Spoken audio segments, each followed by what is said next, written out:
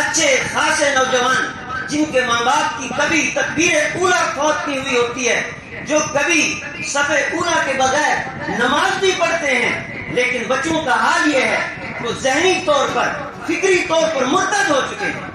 اس کی ایک وجہ تو یہ ہے کہ جو ہمارے اسکولوں کا نصاب ہے وہاں پر انسان کے اوپر جو محنت ہوتی ہے وہ یہی کہ اس کو ذہنی طور پر مرتد بنایا جائے، فکری طور پر اس کو مرتد بنایا جائے، اور پھر اس کا ایمان بچتا تھا کہاں سے؟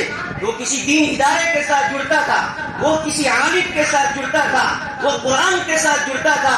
اب اس سے کاٹنے کے لیے اس کے ہاتھ میں موبائل آ گیا، اس کے ہاتھ میں سوشل میڈیا آ گیا، اب اس کو کوئی بھی مسئلہ پیش آتا ہے اب وہ یہودیوں کی بنائی ہوئی ویب سائٹوں کے ذریعے سے اسلام کو سمجھنا چاہ رہا ہے، قرآن کو سمجھنا چاہ رہا ہے۔ نتیجہ یہ نکلتا ہے کہ یہ اپنے ایمان سے ہاتھ دھو بیٹھتا ہے۔ فرش التراب يضمني وهو Subscribe now and press the bell icon. Never miss an update. حول الرمال قال الله تبارك وتعالى في القرآن المجيد: أعوذ بالله من الشيطان الرجيم، بسم الله الرحمن الرحيم.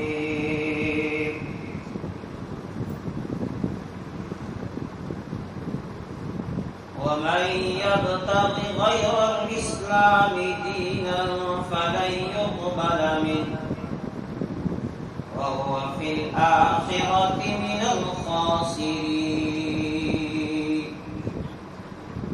صدق الله العظيم. برادران اسلام، اللہ تبارک و تعالی نے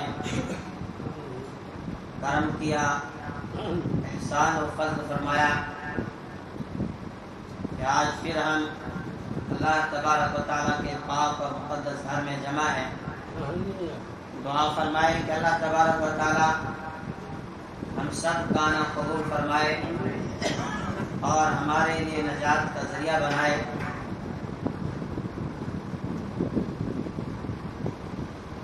گزشتہ جمعہ سورہ کہف کی آیات کی روشنی میں آپ نے حضرت موسیٰ علیہ السلام اور حضرت خضر علیہ السلام کا واقعہ سنا۔ اس واقعے میں اللہ تبارک و تعالی نے اپنے بندوں کے سامنے کئی راز کھولے ہیں اور کئی حکمت کی باتیں بتائی ہیں۔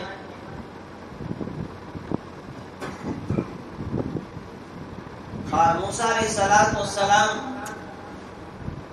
کس طرح علم کی تلاش میں حضرت خضر علیہ السلام کے پیچھے چل رہے ہیں کہ اللہ نے جو علم آپ کو دیا ہے مجھے بھی سکھلائیں، میں بھی اس علم کو حاصل کرنا چاہتا ہوں۔ اور اس پر میں نے آپ کو بتایا تھا کہ علم دو طرح کا، ایک تشریعی علم اور ایک تکوینی علم۔ اس کائنات میں کیا ہو رہا ہے، کیا چل رہا ہے، دنیا کا جو نظام ہے یہ تکوینی علم کے تحت چل رہا ہے، اور تشریعی علم جو اللہ تبارک و تعالیٰ اپنے پیغمبروں کو عطا کرتا ہے اور پھر ان پیغمبروں کے ذریعے سے وہ علم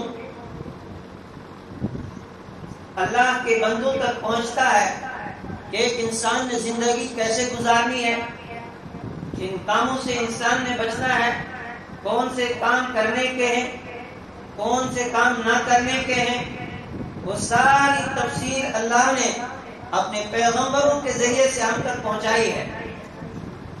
خضر علیہ السلام کے پاس تکوینی علم ہے اور موسیٰ علیہ السلام کے پاس تشریعی علم ہے. جس وقت ملاقات ہوتی ہے تو موسیٰ علیہ السلام عرض کرنے لگتے ہیں هل اتبعك على ان تعلمني مما علمت رشدا. کیا میں آپ کے ساتھ رہ سکتا ہوں؟ کیا آپ مجھے اپنے ساتھ رکھیں گے؟ کیا آپ مجھے وہ علم سکھلائیں جو اللہ نے آپ کو عطا کیا ہے؟ خضر علیہ السلام کی طرف سے جواب آیا انک لن تستطیع معی صبرا وکیف تصبر ما لم تحط به خبرا. خضر علیہ السلام نے کہا اے موسیٰ آپ میرے ساتھ رہ کر ہرگز بھی صبر نہیں کر پائیں گے، آپ خاموش نہیں رہ پائیں گے. اور کیسے بھی آپ خاموش رہیں گے اس لیے کہ آپ کو اللہ نے تشریعی علم دیا ہے. میرے پاس جو علم ہے وہ تکوینی علم ہے، آپ اس کی حقیقت تک پہنچ نہیں پاؤ گے. جب آپ کوئی کام اس سے ہوتا ہوا دیکھو گے اس کام کے پیچھے راز کیا ہے، اس کی حکمت کیا ہے، اس کا علم آپ کے پاس نہیں ہے. آپ کے پاس تشریعی علم ہے، آپ خاموش نہیں رہ پاؤ گے. آپ کو ظاہر لگے گا کہ اس نے بہت غلط کام کیا ہے تو آپ فوراً اس پر بول پڑو گے. تو موسیٰ علیہ السلام نے فرمایا قال ستجدنی ان شاء اللہ صابرا ولا اعصی لک امرا. کہ انشاءاللہ آپ مجھے صبر کرنے والوں میں سے پائیں گے، میں کبھی بھی نافرمانی نہیں کروں گا. قال فإن اتبعتني فلا تسألني عن شيء حتى أحدث لك منه ذكرا. خضر علیہ السلام نے فرمایا اے موسیٰ اگر میرے ساتھ رہنا ہے، اگر میرے ساتھ چلنا چاہتے ہو فلا تسألني عن شيء، مجھ سے آپ کوئی سوال مت کرنا. جو بھی کام مجھ سے ہوتا ہوا تم دیکھو گے اس کے اوپر ٹوکنا مت، اس کے اوپر مجھ سے کوئی سوال مت کرنا. حتی احدث لک منہ ذکرا، یہاں تک کہ میں خود آپ کے سامنے بیان کروں گا کہ اس میں حکمت کیا ہے، اللہ کے راز کیا ہے. اس بات میں خود آپ کو بتا دوں گا، آپ کو سوال کرنے کی ضرورت نہیں ہے. موسیٰ علیہ السلام نے شرط مان لی. اب سفر شروع ہوا. فانطلقا حتى إذا ركبا في السفينة خرقها قال أخرقتها لتغرق أهلها لقد جئت شيئا نكرا. جب چل پڑے حتى إذا ركبا في السفينة، جب ایک کشتی میں سوار ہوئے. موسیٰ علیہ السلام بھی ہیں، ساتھ میں خضر علیہ السلام ہیں، اور یوشع علیہ السلام بھی ہیں. کشتی میں سوار ہوئے، کشتی چل پڑی. جب دریا کے اس کنارے پر پہنچے تو خضر علیہ السلام نے کشتی کا ایک جو پھٹا تھا اس کو نکال دیا، اس کو توڑ دیا، عیبدار بنایا. خرقها قال أخرقتها لتغرق أهلها لقد جئت شيئا نكرا. موسیٰ علیہ السلام نے جب دیکھا ایک صحیح سالم کشتی ہے اور یہ کشتی بھی چند غریب لوگوں کی جو ان کا ذریعہ معاش ہے، جو ان کی زندگی گزارنے کا سہارا ہے، اس کشتی کو بھی عیبدار بنا دیا. فوراً ٹوکا اور بول پڑے کہ بھئی یہ کون سا کام آپ نے کیا؟ یہ بیچارے غریب لوگ جنہوں نے ہم پر یہ احسان کیا، اس کشتی میں سوار کیا، دریا کے اس کنارے تک ہمیں پہنچایا، ہم سے کوئی اجرت بھی نہیں لی، کوئی معاوضہ بھی نہیں لیا، اور آپ نے احسان کا بدلہ یہ دیا کہ ان کی کشتی آپ نے توڑ دی. چونکہ موسیٰ علیہ السلام کا فرض بھی بنتا تھا ٹوکنا، چونکہ ان کے پاس تشریعی علم ہے. یہ جب دیکھیں گے کسی کے ساتھ ظلم ہوتا ہوا، کسی کے ساتھ غلط ہوتا ہوا تو یہ خاموش نہیں رہیں گے. اس لیے کہ ہمارے پاس تشریعی علم، ہم جب کہیں دیکھیں گے کہ ایک آدمی کے ساتھ زیادتی ہو رہی ہے اب وہاں پر انسان نے خاموش نہیں رہنا، وہاں انسان نے بولنا ہے. تو موسیٰ علیہ السلام بھی بول پڑے کہ بھائی آپ نے ایسا کیوں کیا؟ اتغرق اہلہا، کیا ان کشتی والوں کو آپ غرق کرنا چاہتے ہیں؟ کیا ان کو آپ ڈبونا چاہتے ہیں؟ اور خضر علیہ السلام بول پڑے قال الم اقل لك انك لن تستطيع معي صبرا. اے موسیٰ، کیا میں نے آپ سے نہیں کہا تھا کہ تم میرے ساتھ صبر نہیں کر پاؤ گے، تم خاموش نہیں رہ پاؤ گے؟ قال لا تؤاخذني بما نسيت ولا ترهقني من امري عسرا. موسیٰ علیہ السلام فوراً بول پڑے کہ بس ایک غلطی ہو گئی، اب آپ میری اس بھول پر مجھ سے مواخذہ نہ کریں، ایک مرتبہ اور موقع دے دیں، معاف کر دیں، اب آئندہ آپ کو مجھ سے کوئی شکایت نہیں آئے گی. چلو ٹھیک ہے. فانطلقا حتى اذا لقيا غلاما فقتله. جب وہ چل پڑے ایک بچے سے ملاقات ہوئی. فقتله، خضر علیہ السلام نے اس کو قتل کر دیا، اس کو مار ڈالا. قال اقتلت نفسا زكية بغير نفس لقد جئت شيئا امرا. اور بول پڑے اے خضر، یہ کون سا کام تو نے کیا؟ ایک معصوم بچے کی جان تم نے لی جو بے گناہ ہے. آپ نے کوئی اچھا کام نہیں کیا. کیونکہ موسیٰ علیہ السلام کے سامنے یہ سب ہو رہا ہے، لیکن یہ ساری وہ باتیں تھی جو تکوینی تھی، ان کے پیچھے راز کیا ہے اس کا علم موسیٰ علیہ السلام کو نہیں ہے. وہ ظاہر کو دیکھ رہے ہیں. قرآن بھی کہہ رہا ہے سورہ بقرہ کے اندر، آپ نے سنا عسى ان تكرهوا شيئا وهو خير لكم وعسى ان تحبوا شيئا وهو شر لكم. یہ بعض مرتبہ انسان کے ساتھ کوئی ایسی بات پیش آتی ہے، ان تکرهوا شيئا، تمہیں وہ ناگوار گزرتی ہے، تمہیں ظاہراً لگتا ہے کہ میرے ساتھ بہت برا ہوا، وهو خير لكم، اس کے پیچھے راز کیا ہے وہ اللہ جانتا ہے، ہو سکتا ہے وہ تمہارے حق میں بہتر ہو. وَعَسَىٰ أَن تُحِبُّوا شَيْئًا وَهُوَ شَرٌّ لَكُمْ. بعض مرتبہ کسی چیز کو تم پسند کرتے ہو، تمہیں وہ اچھی لگتی ہے، لیکن اس کے پیچھے راز کیا ہے، اس کے پیچھے کوئی برائی ہوتی ہے، تمہارے حق میں بہتر نہیں ہوتا ہے. وَاللَّهُ يَعْلَمُ وَأَنْتُمْ لَا تَعْلَمُونَ. اللہ کہہ رہا ہے مجھے علم ہے، میں جانتا ہوں، تم نہیں جانتے ہو. ان چیزوں کے پیچھے راز کیا ہے؟ یہاں بھی موسیٰ علیہ السلام دیکھ رہے ایک معصوم بچے کا قتل ہو رہا ہے، خاموش کیسے رہیں گے؟ فوراً ٹوکا کہ آپ نے کوئی اچھا کام نہیں کیا، ایک بے گناہ کی جان لی آپ نے. اب یہاں پر پھر خضر علیہ السلام نے بولا قال لم اقل لك انك لن تستطيع معي صبرا. میں نے آپ سے نہیں کہا تھا کہ تم صبر نہیں کر پاؤ گے، تم خاموش نہیں رہ پاؤ گے؟ پھر بول پڑے تم. پھر موسیٰ علیہ السلام نے معذرت کی کہ ایک مرتبہ اور ایک چانس دے دو، ایک موقع دے دو. اب اگر آگے میں آپ کو ٹوکوں گا، اب اگر کوئی بات میں کروں گا، پھر آپ مجھے اپنے سے جدا کر لینا، اس کے بعد مجھے آپ اپنے ساتھ نہیں رکھنا، بس ایک موقع آپ مجھے دے دیں. کہا ٹھیک ہے. اب یہاں سے پھر چل پڑے. فانطلقا حتى اذا اتيا اهل قرية استطعما اهلها فابوا ان يضيفوهما فوجدا فيها جدارا يريد ان ينقض فاقامه قال لو شئت لاتخذت عليه اجرا. جب وہاں سے چل پڑے یہاں تک ایک بستی آ گئی. اس بستی میں پہنچے، بستی والوں سے کھانا مانگا. انہوں نے مہمان نوازی سے انکار کیا. انہوں نے کہا بھائی ہم تمہیں کھانا کھلانے والے نہیں ہیں، انکار کر دیا. اب جب اس بستی میں پہنچتے آگے چلتے ہیں، فوجدا فیہا جدارا، ایک دیوار کو انہوں نے وہاں پر پایا کہ وہ دیوار گرنے والی تھی.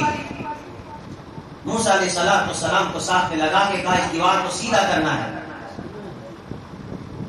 اس دیوار کو سیدھے کرنے لگ گئے. دیوار کو سیدھا کر لیا، چل پڑے. موسیٰ علیہ السلام پھر بول پڑے قال لو شئت لاتخذت عليها اجرا.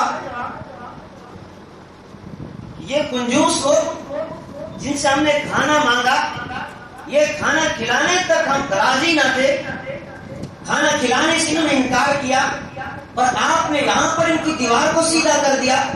اگر آپ چاہتے تو ان سے معاوضہ بھی لے سکتے تھے، اجرت بھی لے سکتے تھے، آپ نے بغیر اجرت کے ان کا کام کر دیا۔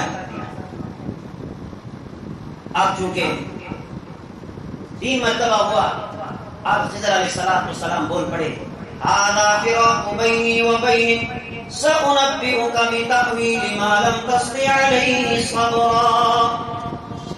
اب میری اور آپ کی جدائی کا وقت آ چکا ہے، اب آپ میرے ساتھ رہ نہیں سکتے، اب میں آپ کو ان 3 باتوں کا راز بتاؤں گا کہ ان کے پیچھے کیا حکمت تھی، کیا راز تھا۔ یہ جو علم اللہ نے مجھے دیا یہ تکوین علم ہے، راز کیا تھا ان کے پیچھے۔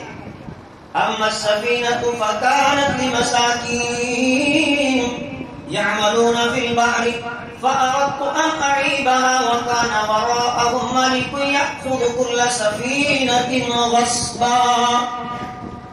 موسیٰ سنو، میں نے جو کشتی عیبدار بنائی، میں نے جو اس کشتی کو توڑا، اس کے پیچھے راز کیا تھا؟ وہ جو کشتی ہے وہ چند مسکین، چند غریب لوگوں کی تھی جو اس دریا میں کام کرتے تھے، ان کا ذریعہ معاش ہی وہی تھا۔ میں نے عیبدار اس کو اس لیے بنایا، اس لیے کہ یہاں پر ایک ظالم بادشاہ ہے، وہ جو بھی کوئی صحیح سالم کشتی کو دیکھتا ہے اس کو قبضہ کر لیتا ہے، ان سے وہ چھین لیتا ہے۔ میں نے اس کو عیبدار اس لیے بنایا تاکہ ان غریبوں سے، ان مسکینوں سے وہ اس کشتی کو نہ چھینے، تاکہ ان کا وہ جو ذریعہ معاش ہے وہ ختم نہ ہو۔ اس کے پیچھے یہ راز تھا۔ آپ نے تو ظاہراً دیکھا کہ کشتی کو توڑا جا رہا، لیکن اس کے پیچھے کیا حکمت تھی، کیا راز تھا، وہ اللہ نے مجھے بتایا، اس کا علم آپ کو نہیں۔ اما الغلام فكان ابواه مؤمنين فخشينا ان يرهقهما طغيانا وكفرا۔ وہ جو بچہ تھا جس کو میں نے قتل کیا، اس کے پیچھے کیا راز ہے؟ راز یہ ہے کہ اس کے ماں باپ بہت نیک ہیں، اور یہ بچہ کفر کی طرف جا رہا ہے، اور قریب ہے کہ یہ ماں باپ کو بھی کفر کے اندر دھکیل دے۔ اس کے ماں باپ بڑے نیک ہیں، کہیں ایسا نہ ہو کہ اس کی وجہ سے اس کی محبت میں آ کر وہ بھی کفر میں اختیار کر لیں۔ فَأَرَدْنَا أَن يُبْدِلَهُمَا رَبُّهُمَا خَيْرًا مِنْهُ زَكَاةً وَأَقْرَبَ رُحْمًا۔ ہم نے چاہا کہ اللہ ان کو اس کے بدلے میں بہتر اولاد عطا کرے گا، جو نیک اولاد ہوگی، جو صالح اولاد ہوگی۔ اس لیے اللہ کا حکم تھا، میں نے اس کو قتل کر ڈالا، اللہ اس کے بدلے میں انہیں نیک اولاد عطا کرے گا تاکہ ان کا ایمان بھی بچے، یہ کفر کے اندر نہ چلے جائیں۔ یہ راستہ اس لیے میں نے قتل کیا اس کو۔ جو دیوار ہے، وَأَمَّا الْجِدَارُ فَكَانَ لِغُلَامَيْنِ يَتِيمَيْنِ فِي الْمَدِينَةِ وَكَانَ تَحْتَهُ كَنْزٌ لَهُمَا وَكَانَ أَبُوهُمَا صَالِحًا۔ وہ جو دیوار ہے وہ 2 یتیم بچوں کی دیوار ہے جن کا باپ بہت ہی نیک تھا، اور ان بستی والوں کا حال تو آپ نے دیکھ ہی لیا، یہ کتنے کنجوس ہیں جو کھانا کھلانے کے لیے تیار نہیں۔ تو اس دیوار کے نیچے ان یتیم بچوں کا خزانہ ہے جو ان کے باپ نے رکھا ہوا ہے۔ اگر یہ دیوار گر جائے گی، خزانہ ظاہر ہو جائے گا، تو بستی والے تو اس کو ہڑپ لیں گے۔ تو اس لیے اللہ کا حکم تھا کہ اس دیوار کو ہم سیدھا کریں، یہاں تک کہ یہ بچے جوان ہو جائیں، اس کے بعد پھر جب یہ اس بات پر قادر ہو جائے ابھی آپ اس خزانے کو نکال سکتے ہیں، تو تب تک کے اس دیوار کو ہم نے سیدھا کر دیا تھا۔ یہ راز تھے، جو علم اللہ نے مجھے دیا ہے وہ آپ کو نہیں دیا، آپ کے پاس تشریح علم ہے، یہ تکوینی علم ہے۔ گزشتہ جمعہ بھی میں نے آپ کو بتایا تھا کہ آپ موسیٰ علیہ السلام کا انداز دیکھیں اور مناسبت کیا ہے دجالی فتنے کے ساتھ۔ میں آپ کو بتایا تھا کہ جس دور میں ہم جی رہے ہیں، جس ماحول میں، جس سوسائٹی میں ہم ہیں، اس وقت دجالیت کا پورا کنٹرول ہے اس پورے معاشرے میں، پوری سوسائٹی میں۔ آپ کے سامنے ایسی چیزیں پیش کی جائیں گی کہ جہاں آپ کے ایمان کو آپ سے چھیننے کی کوشش کی جائے گی۔ اور اس وقت جو پوری دنیا کا حال ہے، فکری اور ذہنی ارتداد اور الحاد کی طرف جو نوجوان جا رہے ہیں، اس کی بنیادی وجہ کیا ہے؟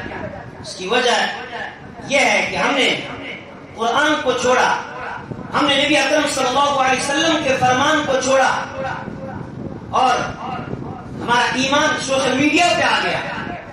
آج کسی بھی آدمی کو کوئی بھی بات معلوم کرنی ہو، پہلے اس کو محنت کرنی پڑتی تھی، اس کو کسی عالم کے پاس جانا پڑتا تھا، اس کو کسی قرآن و حدیث کے ماہر کے پاس جانا پڑتا تھا۔ اب آج وہ اس چیز کی ضرورت نہیں سمجھتا، کیونکہ ہر چیز اس کے ہاتھ میں، اب ہر چیز کھل کے سامنے آ گئی ہے۔ آج وہ گوگل پہ سرچ کرتا ہے، ہر مسئلہ اس کے سامنے آ جاتا ہے۔ اس کے بعد کیا ہوتا ہے؟ وہ ایک ویب سائٹ نہیں کھلے گی، وہاں ہزاروں ویب سائٹیں کھلے گی۔ ایک مسئلہ وہ تلاش کر رہا ہے، ایک ویب سائٹ پہ اس کو دیکھ رہا ہے، یہاں لکھا ہے جائز، دوسری ویب سائٹ پہ اس کو دیکھ رہا ہے، یہاں لکھا ہے ناجائز۔ اب یہ اس کے ذہن کے اندر شکوک آ گئی، اس کے ذہن کے اندر شبہات آ گئی، اور پوری یہودیت کی اس کے اوپر محنت چل رہی ہے کہ مسلمانوں کے اندر شکوک و شبہات پیدا کیے جائیں ان کے دین کے بارے میں، ان کے اسلام کے بارے میں۔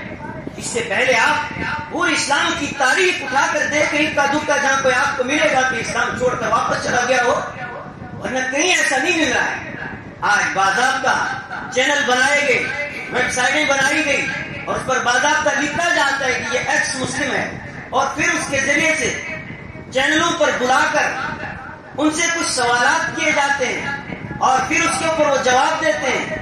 جن سوالات اور جوابات کے ذریعے سے نئی نسل کے ذہنوں کے اندر شکوک پیدا کیے جا رہے ہیں، شبہات پیدا کیے جا رہے ہیں۔ وہ پہلے سے نام کے مسلمان تھے، اور اب اچھے خاصے نوجوان جن کے ماں باپ کی کبھی تکبیر اولا فوت نہیں ہوئی ہوتی ہے، جو کبھی صفے اولا کے بغیر نماز نہیں پڑھتے ہیں، لیکن بچوں کا حال یہ ہے وہ ذہنی طور پر، فکری طور پر مرتد ہو چکے ہیں۔ اس کی ایک وجہ تو یہ ہے کہ جو ہمارے اسکولوں کا نصاب ہے، وہاں پر انسان کے اوپر جو محنت ہوتی ہے وہ یہی کہ اس کو ذہنی طور پر مرتد بنایا جائے، فکری طور پر اس کو مرتد بنایا جائے، اور پھر اس کا ایمان بچتا تھا کہاں سے؟ وہ کسی دین ادارے کے ساتھ جڑتا تھا، وہ کسی عالم کے ساتھ جڑتا تھا، وہ قرآن کے ساتھ جڑتا تھا۔ اب اس سے کاٹنے کے لیے اس کے ہاتھ میں موبائل آ گیا، اس کے ہاتھ میں سوشل میڈیا آ گیا۔ اب اس کو کوئی بھی مسئلہ پیش آتا ہے، اب وہ یہودیوں کی بنائی ہوئی ویب سائٹوں کے ذریعے سے اسلام کو سمجھنا چاہ رہا ہے، قرآن کو سمجھنا چاہ رہا ہے۔ نتیجہ یہ نکلتا ہے کہ یہ اپنے ایمان سے ہاتھ دھو بیٹھتا ہے۔ اس کے پاس اسلام کا اتنا علم نہیں ہے، یا اتنا وہ پختہ تو ہے نہیں کہ اگر کوئی اعتراض اس کے سامنے آ جائے پھر یہ اس کا جواب دے سکے۔ آہستہ آہستہ یہ اس کا شکار ہو جاتا ہے، یہاں تک کہ ایمان سے ہاتھ دھو بیٹھتا ہے۔ اس وقت ایک بڑی تعداد جوانوں کی ہے جو الحاد کی طرف جا رہی ہے، جو ارتداد کی طرف جا رہی ہے۔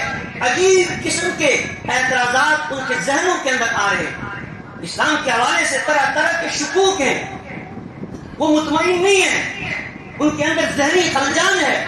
میں نے آپ کو بتایا، ایک تو ہمارا نصاب، اور دوسرا جو قرآن اور حدیث کو میڈیا کے ذریعے سے، سوشل میڈیا کے ذریعے سے اور یہودیوں کی بنائی ہوئی ویب سائٹوں کے ذریعے سے سمجھنا چاہ رہا ہے، جہاں اختلافات ہیں اور اس کا حل اس کے سامنے ہوتا نہیں ہے، آخرکار پھر وہ سوچنے پہ مجبور ہو جاتا ہے، کہتا ہے کہ شاید اس اسلام کے اندر کوئی کمی ہے۔ ایک جگہ ایک بات کہی جا رہی ہے، دوسری جگہ دوسری بات کہی جا رہی ہے، اس میں تو تضاد ہے، اور اس کا ایمان اس سے چلا جاتا ہے۔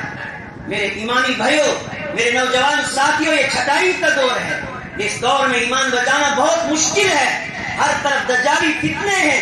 ان فتنوں کے دور میں اپنے ایمان کو بچانے کے لیے سورہ کہف میں جو اللہ نے اعلان کیا، اگر تم ایمان بچانا چاہتے ہو براہ راست قرآن کے ساتھ جڑ جاؤ، ان لوگوں کے ساتھ جڑ جاؤ جو صبح و شام اللہ کو یاد کرنے والے ہیں۔ وَاصْبِرْ نَفْسَكَ مَعَ الَّذِينَ يَدْعُونَ رَبَّهُمْ بِالْغَدَاةِ وَالْعَشِيِّ يُرِيدُونَ وَجْهَهُ۔ ان لوگوں کے ساتھ اپنا تعلق جوڑو جو صبح و شام اللہ کو یاد کرنے والے ہیں۔